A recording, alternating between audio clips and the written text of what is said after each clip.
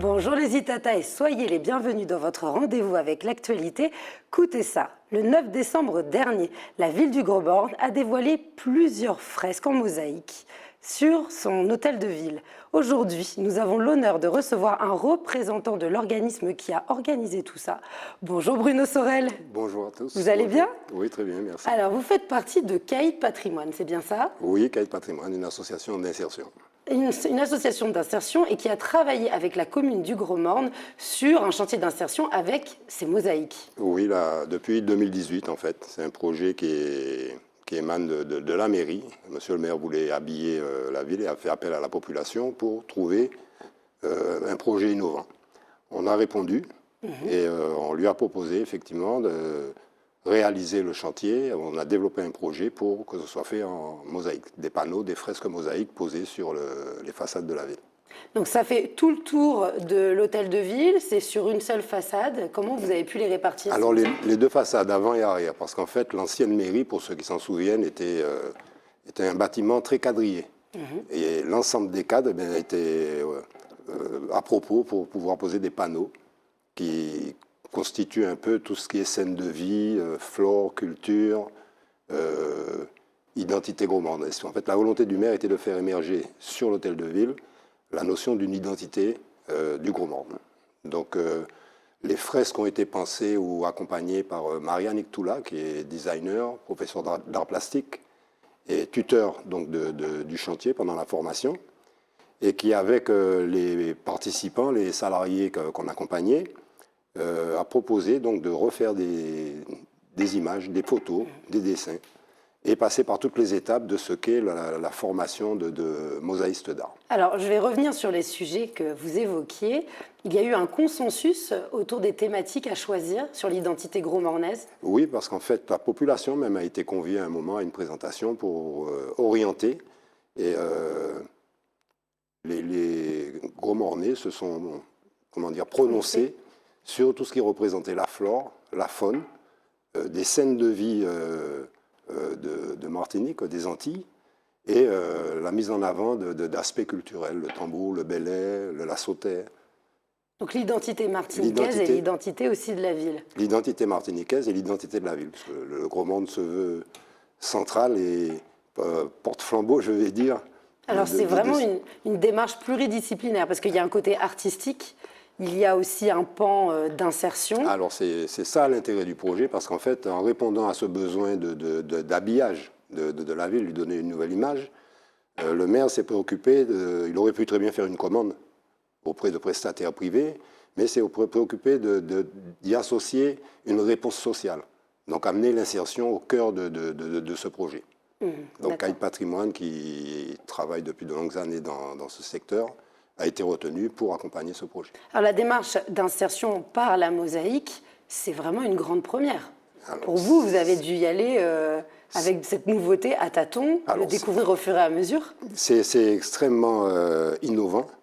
C'est innovant et c'était une expérimentation, en fait. On était persuadés, tellement volontaires et tellement motivés, qu'on aurait pu faire les 50 panneaux en un an.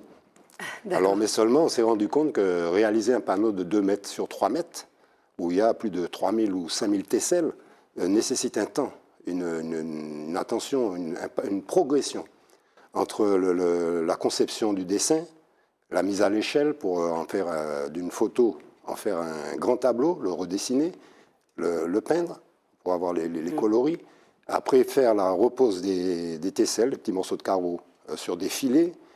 C'est un processus qui est extrêmement long, qui nécessite beaucoup de patience et beaucoup de technique.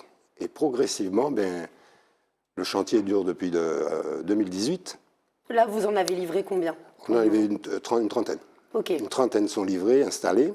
Il nous en reste une vingtaine qu'on va installer et finaliser au cours de l'année 2023 pour finir l'habillage de la ville. Et d'autres projets, parce qu'en fait, cette filière est nouvelle en Martinique. Donc on souhaite rester précurseur dans le domaine et faire en sorte à ce que cette activité se développe. Alors les personnes qui ont été dans ce programme d'insertion, comment elles ont réagi au fur et à mesure qu'elles ont appris ces savoirs? Ça a été une expérience pour elles aussi, puisqu'en fait, quand on n'a pas vocation, a priori, quand on n'a pas la compétence ni la connaissance du dessin, de l'art, parce qu'en fait, carreleur mosaïste, c'est déjà une activité. Mais carreleur mosaïste d'art, on rentre dans une autre dynamique, dans une autre perception. C'est des couleurs, c'est des profondeurs, c'est des nuances redonnées à travers des carreaux, tout ce qui relève de la peinture. Donc les éclairages, ce sont des techniques qui s'acquièrent au fur et à mesure. Et on a eu la chance d'avoir des jeunes extrêmement motivés et avec des compétences cachées, je veux dire des talents cachés, parce qu'en fait, ils se sont réellement appropriés le projet. Et c'est un des chantiers qui est l'une des plus belles réussites de notre association. C'est bien de le dire. Parce qu'en fait, c'est un vrai défi. C'est un vrai défi. Lorsque les gens verront les travaux finis, le nombre de panneaux, la beauté. Parce que la mairie devient une œuvre d'art en elle-même. On a été accompagné par la DAC en ce sens, un commissaire-priseur, par...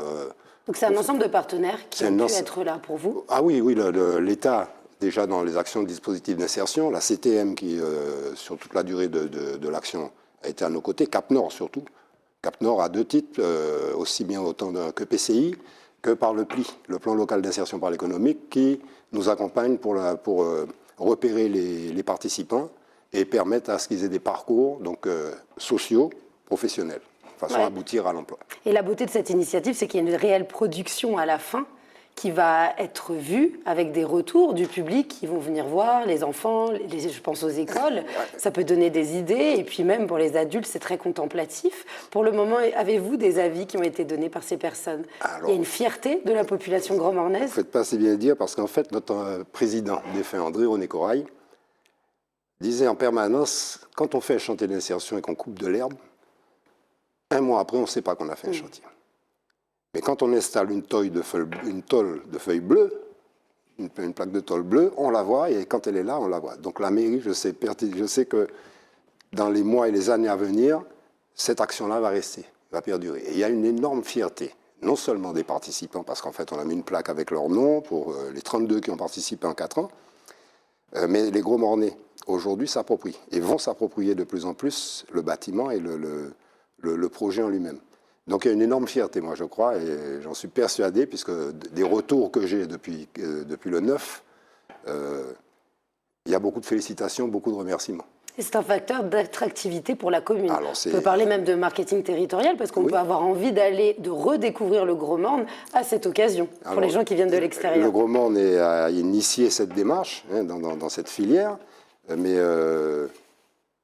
je ne crois pas qu'il y ait à pâlir, ni devant ce qu'il y a à Barcelone, ni en Italie, ni en France, non, ni même au Maroc ou d'autres. On est aujourd'hui, on sera référencé comme ayant une compétence, une connaissance et une réalisation réellement magnifique. Alors, une vidéo a été réalisée, n'est-ce pas, de 4 minutes avec des interviews qui permettent de voir, d'entreapercevoir les tableaux, le chef-d'œuvre de la ville exposée. J'étais très impressionnée par les différents formats. Vous en avez un très grand, des plus moyens sur la façade, et puis on voit au niveau des découpes que c'est hyper technique. Il y a des ronds, des carrés, des triangles, enfin il faut vraiment tout apprendre de A à Z. De A à Z et des techniques différentes. La chance qu'on a eue, c'est que Maria Nictoula est non seulement artiste, designer, plasticienne, mais professeure d'art plastique. Donc elle a la pédagogie. Et quelque part avec... Bon, elle avait des sessions de présence, elle n'était pas là en permanence. On a un encadrant technique, notamment Mathieu Lucien, qui a pendant 4 ans, qui est un ancien du bâtiment, donc qui est carreleur déjà à la base, mais qui s'est approprié lui aussi toutes ces techniques et s'est formé pendant le chantier. Donc aussi bien pour des découpes à la pince que pour des meulages de petites tesselles, il y a plusieurs façons de réaliser la mosaïque. Et il y a surtout cette vision artistique que chacun a, c'est un talent personnel, c'est très subjectif, parce qu'en fait, c'est la vision qu'on se fait d'un tableau.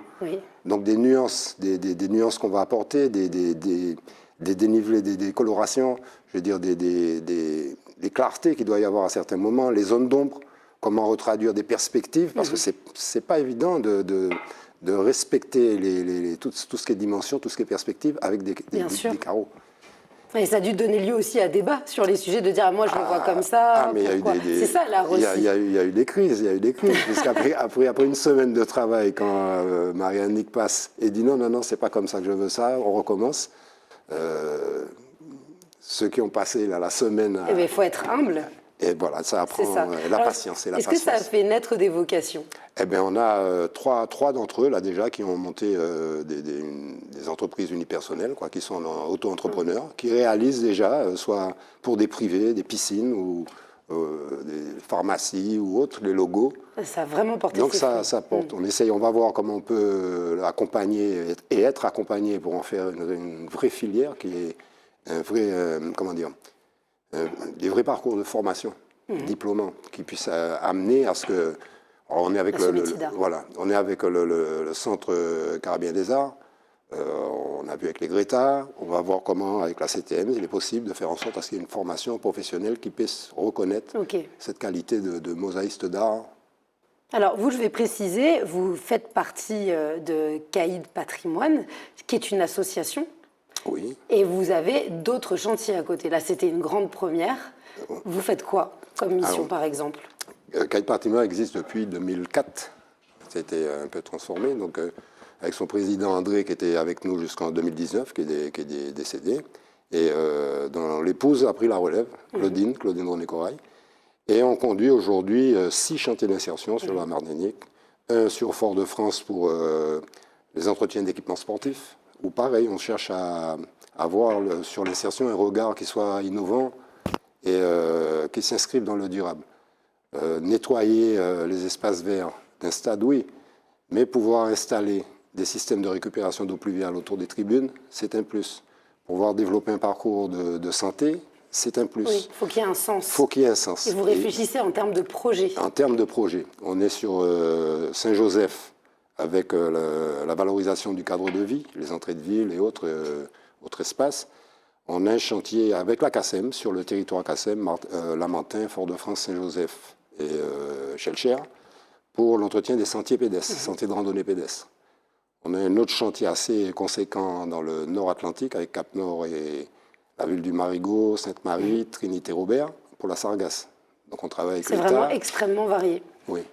Et un autre chantier que je ne veux pas oublier, sur le Gros-Morne aussi, les jardins du Gros-Morne. C'est un chantier pour lequel on a été lauréat au niveau national d'un PTCE, Pôle territorial de coopération économique, qui permet le regroupement d'acteurs privés, d'acteurs publics, d'associations, d'universités, de chercheurs et autres, pour mutualiser les principes d'animation et de modèle économique pour un espace ouvert. Donc l'insertion, c'est vraiment très global comme notion. Comme vous venez de le retranscrire, il y a énormément de missions et chacun peut se retrouver avec ce que vous proposez. L'insertion, ce n'est pas une activité occupationnelle. Beaucoup le pensent, mais non. C'est réellement la possibilité d'avoir des actions d'avant-garde, d'expérimenter, de chercher des niches, de voir comment développer. On est sur un petit territoire. C'est très valorisant de dire ça. On est un petit territoire et quelque part, le secteur de l'insertion, l'IAE, l'insertion par l'activité économique, il y a une 60aine de structures, des associations de services à la personne, les entreprises d'insertion, les ateliers chantiers d'insertion. Donc toutes ces structures-là contribuent au maillage territorial, non seulement en termes de projets pour le développement social ou développement économique de territoire, mais une espèce de maillage pour la continuité en entreprise privée, dans l'économie classique. Et l'insertion n'est pas la réponse, mais c'est une réponse qui est complémentaire à la prise en charge des difficultés que rencontrent certains publics en Martinique.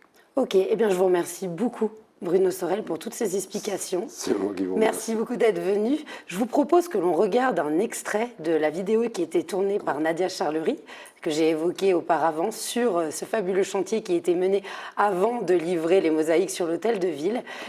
Restez avec nous sur tous les Itata. Et puis, je vous dis à une prochaine pour un prochain Coup d'Essa. Le cahier des charges, en fait, que moi j'ai proposé à Caïd, c'est de représenter d'une manière très réaliste, le plus réaliste possible, le Gros-Morne. J'ai eu des personnes pour la grande majorité qui ne connaissait pas ni le dessin, qui découvrait aussi tout ce qui était carrelage, tout ce qui était découpe. Ce qui est gratifiant, en tout cas pour moi, c'est qu'ils se sont tous appropriés les œuvres. Je les ai considérés en fait comme des artistes. Je pense pour la grande majorité, ils se sont épanouis dans ce travail. Pour moi, c'est une super expérience, très prometteuse.